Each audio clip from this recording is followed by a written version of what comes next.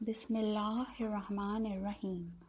کاشان بصیرت کے YouTube channel پر جس کتاب کے متعلق سلسلہ جاری ہے اس کا نام غدیر قرآن، حدیث اور ادب میں۔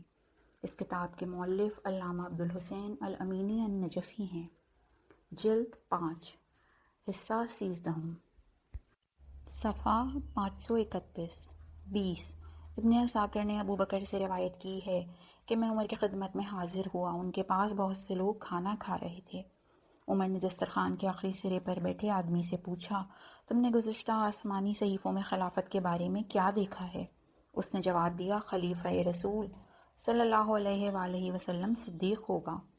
سیوطی نے اس کو خصائص الکبریٰ میں نقل کر کے اس کو آسمانی صحیفوں میں خلافت ابو بکر کے اسبات کے عنوان سے پیش کیا ہے۔ اول تو اس کی سند صحیح نہیں، پھر کمزوری اس طرح واضح ہے کہ یہ مرسل ہے۔ اگر صحیح مان بھی لیں تو یہ ثبوت تلاش کرنا پڑے گا کہ ابو بکر کو یا خدا نے صدیق کہا ہو یا رسول صلی اللہ علیہ وآلہ وسلم نے، لیکن انہیں تو امت نے صدیق کا لقب دے دیا تھا۔ امت کے لقب اور حقیقت واقع میں بڑا فرق ہے۔ آسمانی صحیفوں میں تو یہ کہا گیا ہے کہ صدیق ہی رسول صلی اللہ علیہ وآلہ وسلم کا جانشین ہوگا، ابو بکر صدیق نہیں تھے۔ پھر یہ کہ رسول صلی اللہ علیہ وآلہ وسلم نے اپنے بعد 2 گران قد چیزیں چھوڑیں، ان میں بھی ابو بکر نہیں ہیں۔ علی علیہ السلام کے لیے تو صحیح حدیث رسول صلی اللہ علیہ وآلہ وسلم ہے کہ تم میرے بعد میرے خلیفہ و وصی ہو۔ ترجمان وحی کے اس ارشاد کے بعد کسی دوسری ملت کی گنجائش ہی کہاں رہ جاتی ہے؟ علاوہ اس کے میں نے بے شمار حوالوں کے ساتھ ثابت کیا ہے کہ اس امت کے صدیق علی علیہ السلام ہیں۔ رسول صلی اللہ علیہ وآلہ وسلم نے انہی کے لیے فرمایا ہے کہ تم 3 صدیقوں میں ایک اور صدیق اکبر ہو۔ خود حضرت علی علیہ السلام نے بھی کہا ہے کہ میرے علاوہ جو بھی صدیق ہونے کا دعویٰ کرے گا وہ جھوٹا ہے۔ 21 محمد بن زبیر کہتے ہیں کہ مجھے عمر بن عبدالعزیز نے حسن بصری کے پاس کچھ مسائل دریافت کرنے کے لیے بھیجا۔ اسی درمیان میں نے ان سے کہا کہ لوگوں نے خلافت کے بارے میں جو اختلاف کر رکھا ہے اس کے بارے میں مجھے شفا بخشیے اور فرمائیے کہ کیا رسول خدا صلی اللہ علیہ وآلہ وسلم نے ابو بکر کو خلیفہ نامزد کیا تھا؟ حسن بصری سیدھے ہو کر بیٹھے اور کہا، او بن باپ کے، کیا اس بارے میں کوئی اختلاف بھی ہے؟ قسم اس خدا کی جس کے سوا کوئی معبود نہیں، رسول صلی اللہ علیہ وآلہ وسلم نے انہیں اپنا جانشین قرار دیا اور قطعی طور سے وہ دانہ ترین اور پرہیزگار ترین تھے کہ مر جائیں اور کسی کو خلیفہ نامزد نہ کریں۔ وہ سب سے زیادہ اس بارے میں خائف تھے۔ ابن قتیبہ نے الامامہ والسیاسہ میں اسے نقل کیا ہے۔ ان کے فقرے میں خلیفہ کے بجائے امیر کا لفظ ہے۔ ابن حجر نے سوائق میں بھی نقل کیا ہے۔ ذرا دیکھیے تو یہ زاہد خوش کس طرح قسم کھا کے ایسی بات کہہ رہا ہے جس کا انکار خود ابو بکر اور عمر کو ہے، عائشہ و علی علیہ السلام کو بھی انکار ہے۔ عامہ و خاصہ نے واضح طور سے کہا ہے کہ ابو بکر نے مرض الموت میں کہا ہے کہ کاش میں رسول صلی اللہ علیہ وآلہ وسلم سے پوچھ لیتا کہ کسے خلیفہ نامزد کر رہے ہیں تاکہ کوئی جھگڑا باقی نہ رہتا۔ اس بنیاد پر حسن بصری نے جو بات بتائی وہ شفا نہیں بلکہ مرض ہے۔ 22 ابن حبان سفینہ سے نقل کرتے ہیں، جب رسول صلی اللہ علیہ وآلہ وسلم نے مسجد النبی کی بنیاد رکھی تو ابو بکر سے کہا، میرے اینٹ کے بغل میں تم بھی اینٹ رکھو۔ پھر عمر سے کہا، ابو بکر کے بغل میں اینٹ رکھو۔ پھر عثمان سے کہا، عمر کے بغل میں اینٹ رکھو۔ پھر فرمایا، یہی تینوں میرے بعد میرے جانشین ہیں۔ ابن حجر کی سوائق، حاکم کی مستدرک اور بیہقی کی کتاب دلائل میں اس کو صحیح کہا گیا ہے۔ ابن کثیر نے بھی اسے نقل کیا ہے۔ کاش ابن حجر نے اس کے اسناد بھی نقل کیے ہوتے تاکہ نعیم بن حماد جیسوں کے کذاب ہونے کا پردہ فاش ہوتا۔ جن لوگوں نے اسے صحیح کہا ہے وہ اس بات کو نظر انداز کر بیٹھے کہ خود ابو بکر، عمر و عائشہ وغیرہ نے صراحت کی ہے کہ رسول صلی اللہ علیہ وآلہ وسلم نے کسی کو اپنا جانشین مقرر نہیں کیا تھا، حالانکہ ذہبی نے اس روایت کو باطل کہا ہے۔ کیا اس روایت میں سقیفہ والوں کی بنیاد متزلزل نہیں ہوتی؟ 23 عبداللہ بن عمر سے بطور مرفوع، میرے بعد ابو بکر و عمر کی پیروی کرو۔ عقیلی نے اسے منکر و بے بنیاد کہا ہے۔ دارقطنی کہتے ہیں کہ محمد بن عبداللہ غلط باتوں کی روایت کرتا تھا۔ یہ روایت ثابت نہیں۔ ابن حبان کہتے ہیں کہ اس روایت سے احتجاج کرنا صحیح نہیں۔ 24 حسن بن صالح قسرانی نے اسحاق سے روایت کی ہے کہ میں نے یمود بن مزرع سے پوچھا، اے استاد، یہ کیسے ہوا کہ رسول صلی اللہ علیہ وآلہ وسلم نے علی علیہ السلام کو خلیفہ نہیں بنایا اور ابو بکر کو خلیفہ بنا دیا؟ انہوں نے جواب دیا، میں نے یہی سوال جاہز سے پوچھا تھا، انہوں نے جواب دیا تھا کہ میں نے یہ سوال نظام سے پوچھا تھا۔ تو انہوں نے کہا کہ خدا نے قرآن میں فرمایا ہے وَعَدَ اللَّهُ الَّذِينَ آمَنُوا مِنكُمْ وَعَمِلُوا الصَّالِحَاتِ لَيَسْتَخْلِفَنَّهُمْ، خدا نے ان لوگوں سے وعدہ کیا ہے جو ایمان لائے اور عمل صالح بجا لائے کہ ان کو ایک نہ ایک دن روئے زمین پر ضرور اپنا خلیفہ بنائے گا۔ اور جبرائیل نازل ہو کر وحی کے علاوہ بھی رسول صلی اللہ علیہ وآلہ وسلم سے اسی طرح کی باتیں کرتے تھے جس طرح عام لوگ آپس میں باتیں کرتے ہیں۔ رسول خدا صلی اللہ علیہ وآلہ وسلم نے ان سے پوچھا، اے جبرائیل، خدا نے جن لوگوں کو خلیفہ بنایا ہے وہ کون لوگ ہیں؟ جبرائیل نے کہا وہ ابو بکر، عمر، عثمان اور علی علیہ السلام ہیں۔ ابو بکر صرف 2 سال عمر کی خلافت سے پہلے زندہ رہے، بس اگر رسول صلی اللہ علیہ وآلہ وسلم نے علی علیہ السلام کو خلیفہ بنا دیا ہوتا تو یہ تینوں حضرات خلافت سے فائدہ نہ اٹھا پاتے، لیکن چونکہ خدا کو ان لوگوں کی عمروں کا پتہ تھا، اس لیے اسی انداز سے ترتیب خلافت قرار دی کہ سبھی اس سے بہرمند ہو سکیں اور خدا کا وعدہ اس سلسلے میں درست ہو جائے۔ اگر جبرائیل کے قول کے مطابق جیسا کہ روایات میں ہے اور رسول صلی اللہ علیہ وآلہ وسلم نے امت کی احتجاج کے بطور اسے ابلاغ بھی فرمایا تھا، تو تمام مسلمانوں کو کیوں نہ معلوم ہوا؟ خود امیر المومنین علیہ السلام، ابن عباس، ابو بکر، عمر اور عائشہ پر بھی یہ بات مخفی رہ گئی۔ سقیفہ میں احتجاج کے وقت کسی نے یہ بات نہیں کہی۔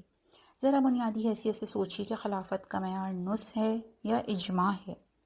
صرف شیعہ ہی نص کے قائل ہیں۔ خود عمر نے کہا کہ اگر میں نے خلیفہ نہیں بنایا تو رسول صلی اللہ علیہ وآلہ وسلم نے بھی تو نہیں بنایا تھا۔ مزید یہ کہ جن لوگوں نے بیعت ابو بکر سے اختلاف کیا وہ کیا عادل رہ جائیں گے؟ بقول ابن حزم، کیا قاتلین عثمان اس حکم سے مستثنیٰ ہیں یا ان پر قاعدہ استصحاب جاری ہوگا؟ ان میں صاحبان عصمت بھی ہیں اور کبار صحابہ ہیں، کیا ان سب کے متعلق اجتہادی تعویل کی جائے گی؟ ایسے بہت سے جھول ہیں، ان سب کو نظر انداز کر کے سوچئے کہ خود نظام کے متعلق ابن قتیبہ کہتے ہیں کہ کمینہ ترین بدکار تھا۔ ان کے شاگرد جاہز کا حال جھوٹے راویوں کے ذیل میں گزر چکا۔ 25 عمر بن شعیب، ذریت عمر و عاص، اپنے باپ اور دادا سے روایت کرتے ہیں کہ جب جنگ خیبر کی بھٹی گرم تھی، رسول صلی اللہ علیہ وآلہ وسلم سے عرض کیا گیا کہ جنگ اپنے شباب پر ہے، ایسے میں اگر کوئی واقعہ رونما ہو جائے تو اپنے گرامی ترین صحابی کا نام بتا دیجئے تاکہ اس کا انتخاب کر لیا جائے۔ رسول صلی اللہ علیہ وآلہ وسلم نے فرمایا، ابو بکر میرے وزیر ہیں جو میرے بعد خلیفہ ہوں گے، عمر میرے ترجمان ہیں اور عثمان مجھ سے ہے اور میں عثمان سے ہوں، علی میرے بھائی اور قیامت میں میرے رفیق ہوں گے۔ ذہبی نے یہ روایت عقیلی سے لی ہے اور کہا ہے کہ شیخ جاہل نے یہ حدیث گڑھی ہے، یعنی سلیمان بن شعیب بن شیس مصری۔ خطیب نے اس واقعے کو جنگ حنین سے منسوب کیا ہے اور کہا ہے کہ یہ سوال جندب بن عبداللہ نے کیا تھا۔ اس روایت کے رجال میں علی بن حماد کو دارقطنی متروک الحدیث کہتے ہیں، مجاع کو کذاب اور ابن لہیہ کو ابن مہدی متروک کہتے ہیں۔ عمر بن شعیب کے متعلق ابو داؤد نے کہا ہے کہ اس سے اور اس کے باپ دادا سے روایت کرنا صحیح نہیں ہے۔ شاید اس لیے خطیب نے سکوت کیا تھا کہ کسی پر اس کی سند و متن کا بطلان پوشیدہ نہیں ہے۔ 26 انس سے مروی ہے کہ رسول خدا صلی اللہ علیہ وآلہ وسلم نے فرمایا، اے عثمان، تم میرے بعد مسلمانوں کے حکمران ہوگے، لیکن منافقوں کی ٹولی گھیراؤ کر کے اس سے معزول کرنا چاہے گی، لیکن تم دستبردار نہ ہونا، اس دن روزہ رکھ لینا تاکہ میرے ساتھ افطار کرو۔ ذہبی نے اس کو خالد بن محمد سے نقل کر کے کہا ہے کہ یہ عجیب و غریب باتیں بیان کرتا ہے۔ ابن حبان کہتے ہیں کہ اس سے احتجاج کرنا صحیح نہیں۔ ابو حاتم کے نزدیک اس کی روایت قوی نہیں ہوتی۔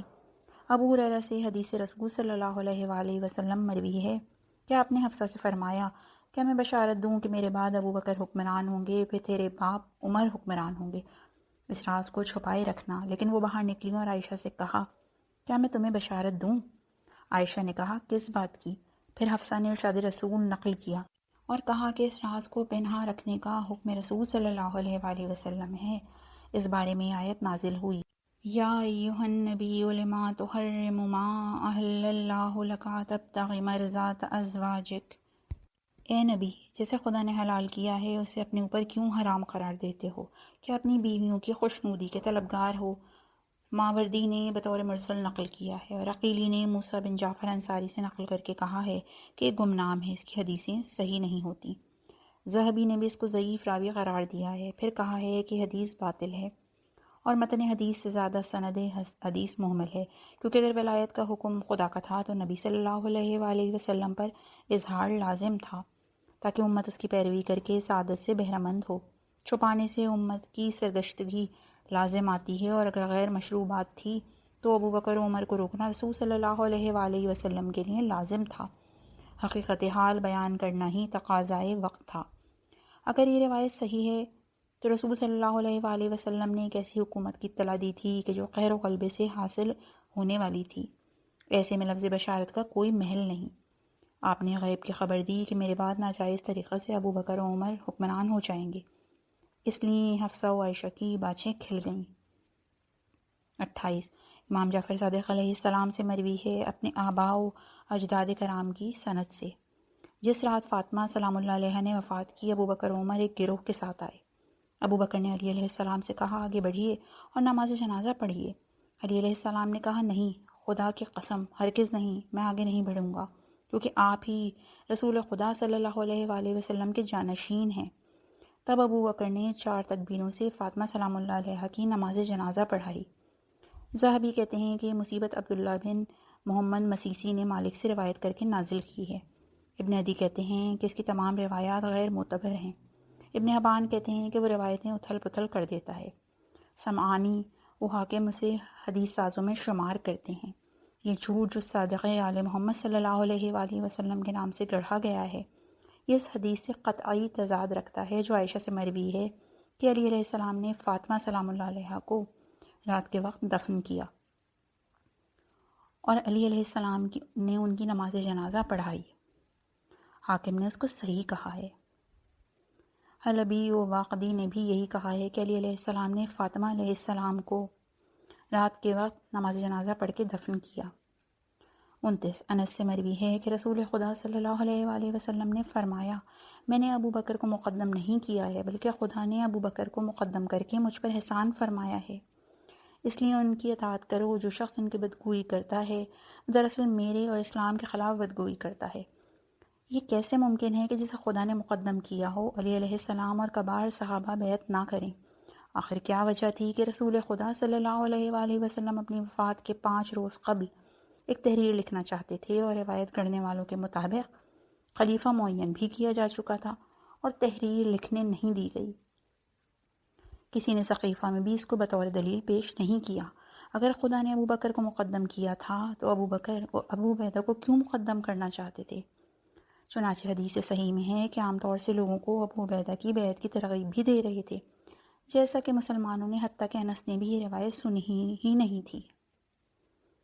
30 ابن عمر و ابو ہریرہ سے مروی ہے کہ رسول صلی اللہ علیہ وآلہ وسلم نے ایک اعرابی سے ایک اونٹ بطور نصیحہ خریدا۔ اعرابی نے عرض کی اگر آپ کا انتقال ہو جائے تو کس سے رجوع کروں؟ فرمایا میرا قرض ابو بکر ادا کریں گے اور میرے پیمان پر عمل کریں گے۔ پوچھا اگر وہ بھی مر جائیں تو کیا کیا جائے؟ فرمایا تو پھر اگر تم مرنا چاہو تو مر جانا۔ اس روایت کو خالد بن عمرو قرشی نے بنام لیث گڑھا ہے۔ ذہبی نے ابن عدی کا بیان نقل کیا ہے کہ میرے خیال میں خالد نے یہ حدیث گڑھی ہے، کیونکہ لیث کا مسودہ میرے پاس موجود ہے، اس میں کہیں بھی یہ روایت نہیں ہے۔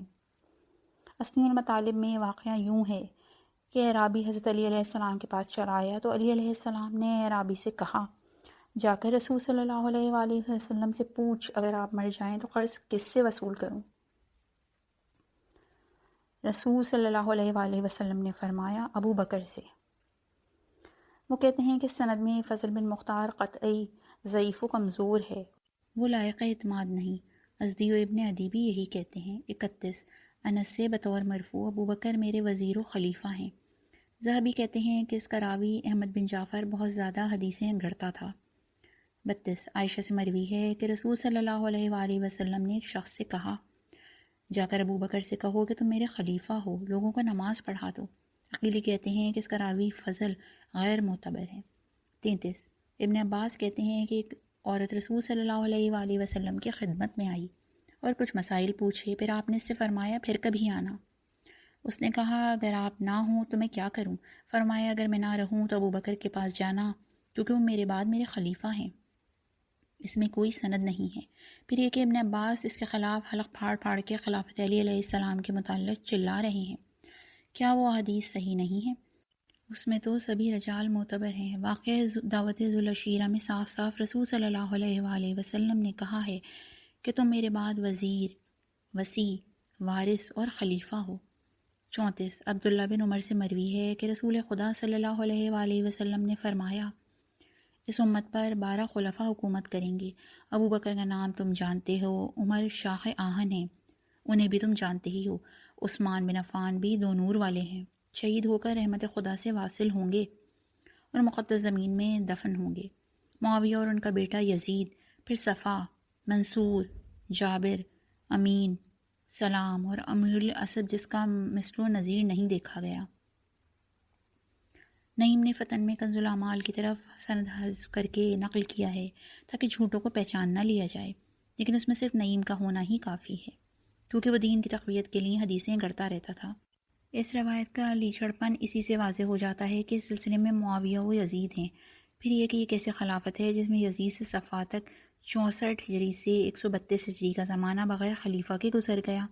ان میں جابر و امین و امیر الاسد کون ہیں؟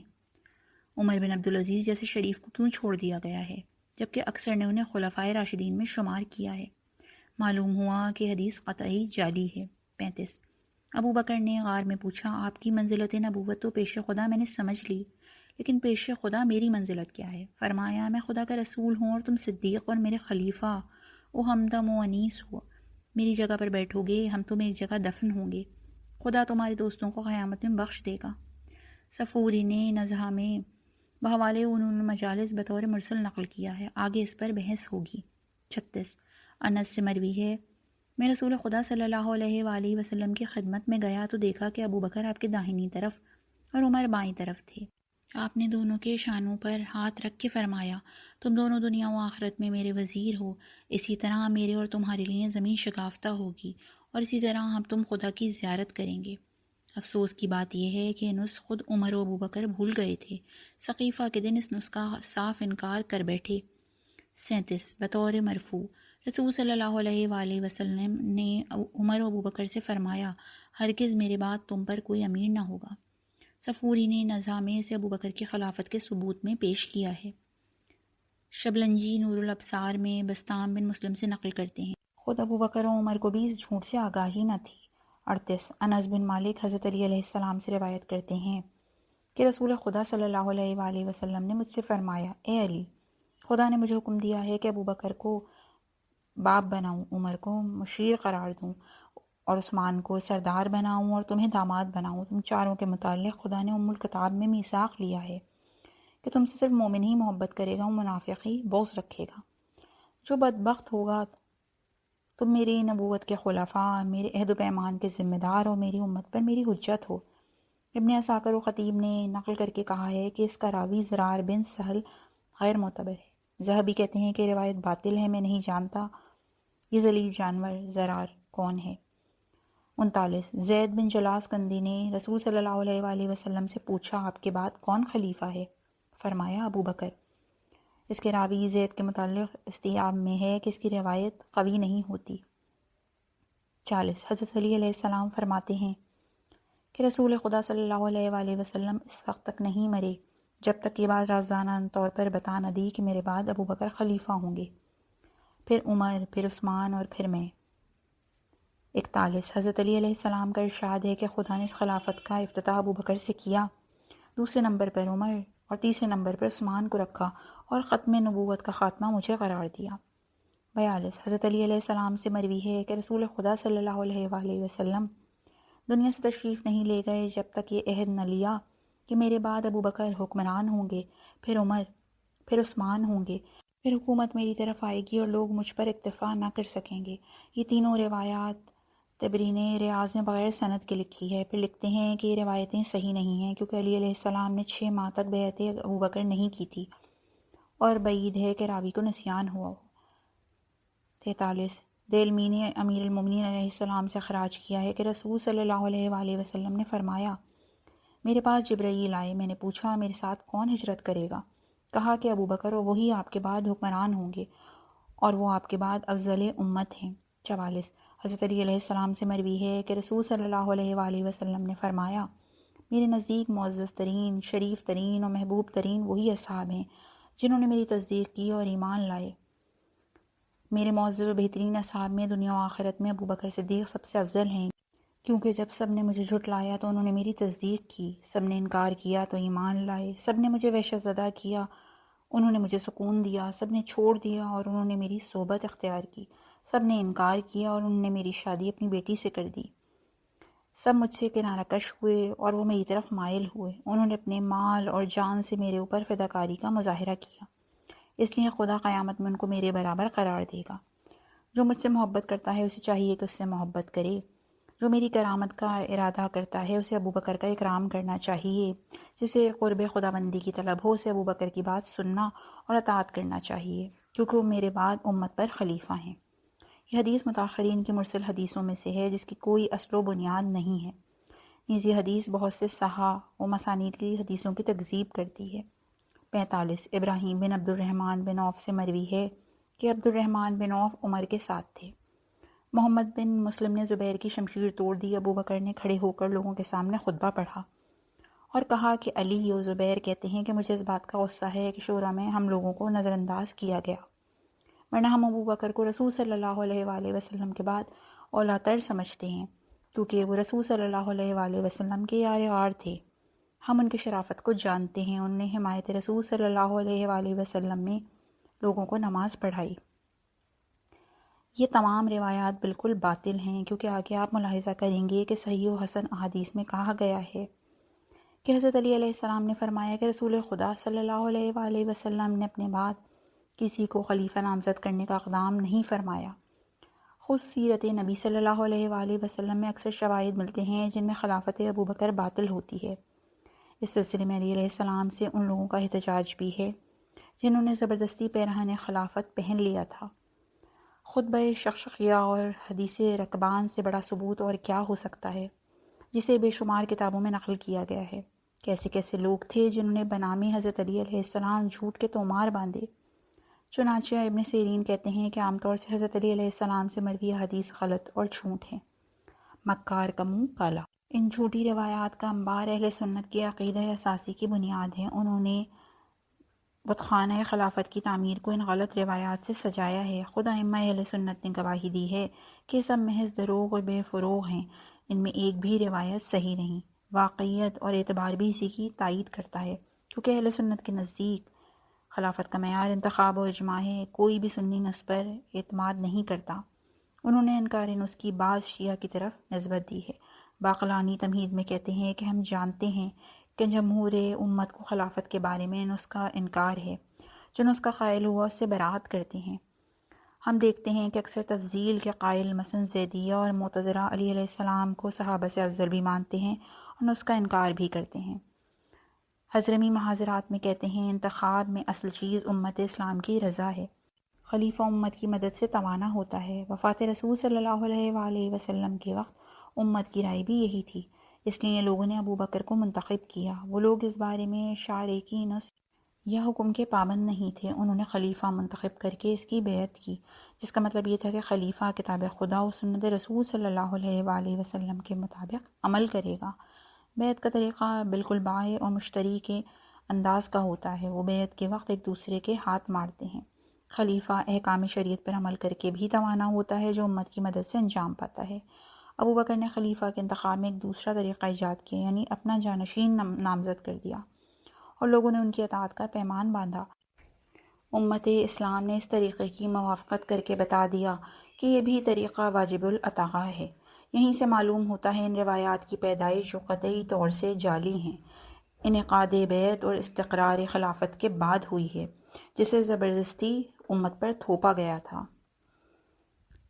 اسی لیے کسی نے ان روایات سے بروز ثقیفہ استدلال نہیں کیا۔ اس سے زیادہ تعجب کی بات یہ ہے کہ علماء علم کلام نے بھی ان روایات سے احتجاج نہیں کیا، نہ ارباب تحقیق نے ان روایات کی طرف توجہ کی۔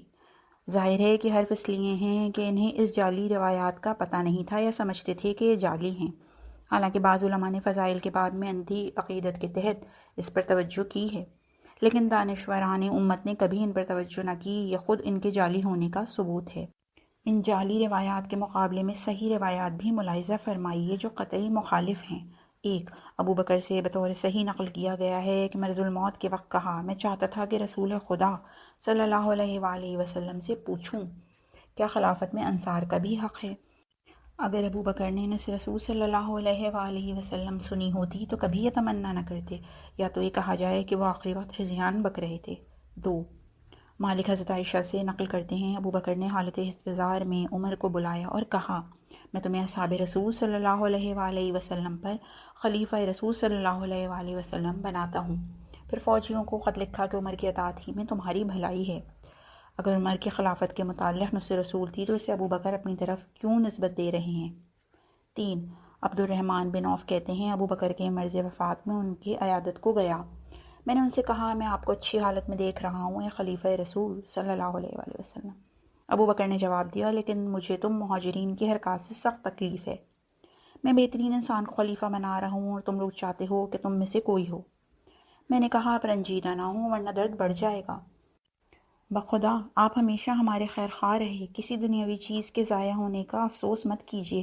یہ جو آپ نے اپنی رائے سے خلیفہ نامزد کیا ہے اس میں بھی بھلائی ہی ہوگی۔ صحابہ اس لیے ناخوش تھے کہ وہ جانتے تھے کہ اس سلسلے میں کوئی نص رسول صلی اللہ علیہ وآلہ وسلم نہیں ہے۔ وہ اس بات کے معتقد تھے کہ صحابہ کو ایک دوسرے پر کوئی ترجیح حاصل نہیں، یا اگر نص رسول صلی اللہ علیہ وآلہ وسلم تھی تو وہ جانتے تھے کہ اس پر عمل نہیں ہو رہا ہے۔ ابو بکر نے محض اپنی ذاتی رائے سے خلیفہ کو امت پر تھوپ دیا ہے، یا وہ یہ سمجھتے تھے کہ خلیفہ منتخب کرنا ایک شخص کا کام نہیں، تمام امت کا اختیار ہے، یا پھر اس لیے خفا تھے کہ نص رسول صلی اللہ علیہ وآلہ وسلم تو صرف علی علیہ السلام کے لیے ہیں جن پر دوسروں کو مقدم کر دیا گیا ہے، یا وہ یہ دیکھ رہے تھے کہ لوگوں کو نصب پر اعتبار نہیں اور انتخاب بھی غلط ڈھنگ سے کیا گیا، کیونکہ ابو بکر کا انتخاب بھی بقول عمر ایک ہنگامی حادثہ تھا۔ عمر کا انتخاب بھی ایسے ہی ہو گیا۔ اس شور و غل میں ہر شخص اپنے کو خلافت کا حقدار سمجھ رہا تھا۔ چنانچہ بلازری کی الانصاب کے مطابق عبد الرحمن بن عوف نے کہا، اے قوم، میں دیکھ رہا ہوں تم میں ہر شخص خلافت کا دعوے دار ہے، اس معاملے کو ٹال جاؤ۔ کیا تم سب کو امید ہے کہ خلیفہ ہو جاؤ گے؟ 4 ابن قتیبہ نے ایک حدیث کے ذیل میں ابو بکر کا قول نقل کیا ہے کہ خدا نے محمد صلی اللہ علیہ وآلہ وسلم کو پیغمبر کی حیثیت سے مبعوث فرمایا اور مومنوں کا ولی قرار دیا۔ ان کے مرتبے کی وجہ سے خدا نے ہم پر احسان فرمایا، پھر ان کی وفات ہو گئی۔ آپ نے اس خلافت کا معاملہ امت کے سپرد کر دیا تاکہ ان کی مصلحت کے مطابق متفقہ طور سے کسی کو خلیفہ منتخب کر لیں۔ امت نے مجھے اپنا سرپرست اور والی بنا دیا۔ 5 عمر سے بطور صحیح مروی ہے، اگر میں نے 3 چیزیں رسول صلی اللہ علیہ وآلہ وسلم سے پوچھ لی ہوتی تو مجھے سرخ اونٹوں سے زیادہ محبوب ہوتی: خلافت، کلالہ اور سود۔ دوسری روایت میں بجائے سرخ اونٹوں کے دنیا و ما فیہا آیا ہے۔ 6 عمر سے بطور صحیح مروی ہے کہ اگر میں نے 3 چیزیں رسول صلی اللہ علیہ وآلہ وسلم سے پوچھ لی ہوتی تو مجھے سرخ اونٹوں سے زیادہ محبوب ہوتی۔ آپ کے بعد کون خلیفہ ہوگا؟ 7 عمر سے بطور صحیح، اگر ہم کسی کو خلیفہ نہ بھی نامزد کریں تب بھی خداوند عالم اپنے دین کی حفاظت کرے گا، کیونکہ رسول خدا صلی اللہ علیہ وآلہ وسلم نے بھی کسی کو اپنا خلیفہ نامزد نہیں کیا تھا۔ اگر چاہوں تو کسی کو خلیفہ نامزد کر دوں، جس طرح ابو بکر نے اپنا جانشین نامزد کیا۔ عبداللہ بن عمر کہتے ہیں، بخدا ان کے رسول صلی اللہ علیہ وآلہ وسلم اور ابو بکر کو یاد کرنے سے ہم سمجھتے ہیں کہ کسی کو جانشین نہیں بنائیں گے۔ 8 عمر سے بطور صحیح، جب عمر زخمی ہوئے تو ان سے کہا گیا، آپ کسی کو اپنا جانشین کیوں نہیں بنا دیتے؟ جواب دیا کہ تم چاہتے ہو کہ تمہارا بار سنگین موت و حیات کی حالت میں اٹھاؤں؟ تو ابو بکر نے جانشین بنایا جو مجھ سے بہتر تھے۔ اگر نہ بناؤں تو رسول خدا صلی اللہ علیہ وآلہ وسلم نے اپنا جانشین نہیں بنایا، وہ بھی مجھ سے بہتر تھے۔ ابن عمر کہتے ہیں کہ ہم اس بات سے سمجھ گئے کہ وہ کسی کو جانشین نہ بنائیں گے۔ حضرت عمر کا خطبہ ہے، اے لوگوں، میں کوئی بات اپنی طرف سے نہیں کہتا، نہ مجھے اس کی لالچ ہے، بلکہ مرنے والے ابو بکر نے مجھ پر وحی کی تھی اور انہیں خدا کی طرف سے الہام ہوا تھا، میں نااہل کو امام نہیں بنا سکتا، اسی کو بناؤں گا جو مسلمانوں میں محترم ہو اور وہ اس کا اہل بھی ہو۔ اس خطبے اور ان جعلی حدیثوں کے درمیان کس قدر فرق ہے جنہیں نسل خلفاء کے سلسلے میں گڑھا گیا ہے۔ اس میں خلافت کو ابو بکر کی طرف سے تھوپی گئی چیز بتایا گیا ہے، نہ بطور وحی یا خدا کی طرف سے کوئی چیز۔ 10 تاریخ تبری میں ہے کہ جب عمر زخمی ہوئے تو لوگوں نے کہا، آپ کسی کو خلیفہ کیوں نہیں بنا دیتے؟ جواب دیا، کس کو خلیفہ بناؤں؟ اگر ابو عبیدہ زندہ ہوتے تو انہیں اپنا جانشین بناتا۔ اگر خدا پوچھتا کہ کیوں خلیفہ بنایا تو کہتا کہ میں نے تیرے پیغمبر صلی اللہ علیہ وآلہ وسلم سے سنا تھا کہ وہ امین امت ہیں۔ اگر سالن زندہ ہوتے تو انہیں بناتا۔ ایک شخص نے کہا، آپ کے فرزند عبداللہ کی طرف آپ کو متوجہ کرنا چاہتا ہوں۔ جواب دیا، خدا تجھے قتل کرے، مجھے خدا سے ہرگز اس کی خواہش نہیں، کیا اسے جانشین بناؤں جو اپنی جوروں کو طلاق دینے سے بھی عاجز ہے؟ مجھے تمہارے مشورے کی ضرورت نہیں، کیونکہ اگر نتیجہ بہتر نکلا تو کہو گے میں نے رائے دی تھی، اور اگر برا نکلا تو مجھ پر الزام دو گے۔ عمر کے خاندان کے لیے یہی کافی ہے کہ اس کی ایک فرد امت کے بارے میں موقف حساب میں جواب دہ ہوگی۔ میں نے بذات خود جہاد کیا اور اپنے خاندان کو اس امر سے محروم رکھا۔ میں اس وقت دیکھ رہا ہوں کہ اگر اپنی رائے سے جانشین بنا دوں تو جو مجھ سے بہتر تھا اس نے بھی ایسا ہی کیا، اور اگر نہ بناؤں تو بھی مجھ سے بہتر نے ایسا کیا، اور ہرگز خدا اپنے دین کو ضائع نہ کرے گا۔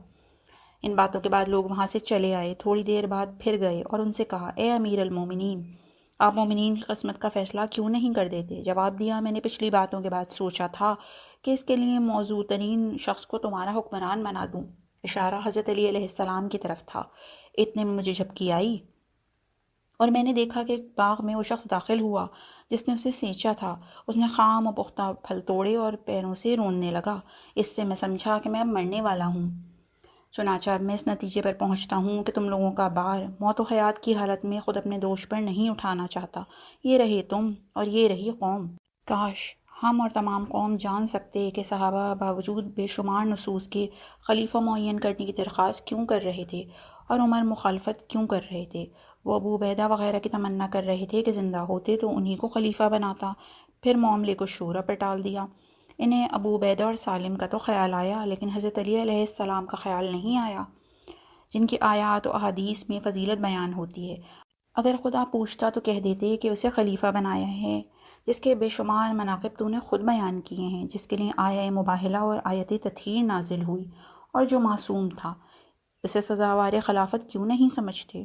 وہ عبداللہ کو صرف ایک معاملے میں ناقص ہونے پر سزاوار خلافت نہیں سمجھتے۔ ان کے نظریے کے مطابق فرائض و احکام کے متعلق پوچھنا ہو تو زید بن ثابت کے پاس جائے، جسے فقہ کے متعلق دریافت کرنا ہو اسے معاذ بن جبل کے پاس جانا چاہیے، اور جسے بیت المال کے متعلق پوچھنا ہو وہ میرے پاس آئے۔ کیوں آئے؟ کیونکہ خدا نے مجھے خازن اور دولت تقسیم کرنے والا بنایا ہے۔ 11 عبداللہ بن عمر نے باپ سے کہا، لوگ کہتے ہیں کہ آپ کسی کو جانشین بنانا نہیں چاہتے، حالانکہ اگر بکری اور اونٹ کو بغیر ساربان کے چھوڑ دیا جائے تو آپ اسے قصوروار سمجھیں گے۔ لوگوں کی نگہبانی تو جانوروں سے اہم تر ہے۔ آپ خدا سے کیا کہیں گے جب آپ اس سے ملاقات کریں گے اور پوچھے گا کہ کسی کو نگہبان کیوں نہ بنایا؟ عبداللہ کا بیان ہے کہ سن کر ابا جان مغموم ہو گئے، دیر تر سر جھکائے رہے، پھر سر بلند کر کے فرمایا، دین کا محافظ خدا ہے، دونوں ہی کام سنت ہیں، کسے انجام دوں؟ اگر جانشین نہ بناؤں تو رسول صلی اللہ علیہ وآلہ وسلم نے بھی نہیں بنایا، اور اگر جانشین بناؤں تو ابو بکر نے بنایا ہے۔ عبداللہ سمجھ گئے کہ کسی کو جانشین نہیں بنائیں گے۔ یہ روایت ایک دوسری طرح بھی ہے کہ عبداللہ نے کہا، لوگوں کا مطالبہ آپ کی خدمت میں پیش کرنا چاہتا ہوں۔ وہ یہ سمجھتے ہیں کہ آپ کسی کو جانشین نہ بنائیں گے، جبکہ اگر چرواہا اپنی بکریوں کو آزاد چھوڑ دے تو آپ اسے قصوروار سمجھیں گے۔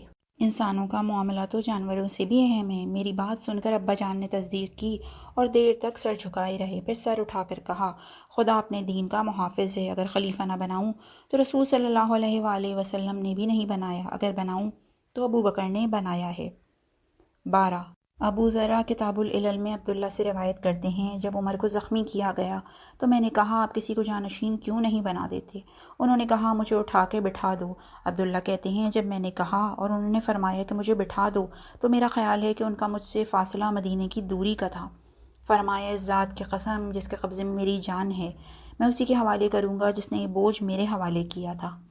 13 ابن قتیبہ الامامہ والسیاسہ میں لکھتے ہیں، جو عمر کو مرنے کا یقین ہو گیا تو اپنے بیٹے عبداللہ سے کہا، عائشہ کے پاس جاؤ اور ان سے کہو کہ مجھے پہلو رسول صلی اللہ علیہ وآلہ وسلم میں دفن ہونے کی اجازت دے دیں۔ عبداللہ نے جا کر ان سے ماجرہ بیان کیا۔ انہوں نے جواب دیا کہ ٹھیک ہے، کوئی حرج نہیں۔ مزید کہا، بیٹا میرا سلام عمر سے کہہ دینا اور ان سے کہنا کہ امت بغیر سرپرست کے نہ چھوڑیں، کیونکہ میں اس کے خطرناک نتائج دیکھ رہی ہوں۔ عبداللہ نے آ کر عائشہ کی بات کہی۔ عمر نے جواب میں کہا، وہ کسے بنانے کو کہہ رہی ہیں؟ اگر ابو عبیدہ زندہ ہوتے تو انہیں خلیفہ اور ولی بناتا، خدا کے سامنے جا کر کہتا کہ امین امت کو خلیفہ بنایا ہے۔ اگر معاذ بن جبل زندہ ہوتے تو انہیں خلیفہ بناتا۔ خدا پوچھتا تو کہتا کہ نبی صلی اللہ علیہ وآلہ وسلم سے سنا ہے کہ معاذ قیامت میں زمرہ علماء میں محشور ہوں گے۔ اگر خالد بن ولید زندہ ہوتے تو انہیں خلیفہ بناتا۔ خدا پوچھتا تو کہتا کہ خالد مشرکوں کے خلاف اپی ہوئی تلوار ہے، لیکن میں اسے خلیفہ بناؤں گا جس سے رسول خدا صلی اللہ علیہ وآلہ وسلم مرتے وقت راضی تھے۔ علامہ امینی فرماتے ہیں کاش حضرت عمر کو حضرت علی علیہ السلام کے بارے میں کوئی ایک ہی حدیث یاد آ جاتی جسے بے شمار حفاظ و محدثین نے خود انہی سے نقل کیا ہے، اور انہیں خلیفہ بنا دیتے، اور خدا پوچھتا تو عذر پیش کرتے ہوئے وہ حدیث دہرا دیتے۔ انہیں تو صرف حدیث ثقلین ہی کافی تھی جسے تمام علماء و محدثین نے ان سے نقل کیا ہے۔ حدیث منزلت، حدیث خیبر کے علاوہ حدیث غدیر کو پیش کر دیتے۔ یہاں اس حصے کا اختتام کرتے ہیں، اگلی بار یہیں سے ادامہ دیں گے۔ والسلام علیکم ورحمۃ اللہ وبرکاتہ۔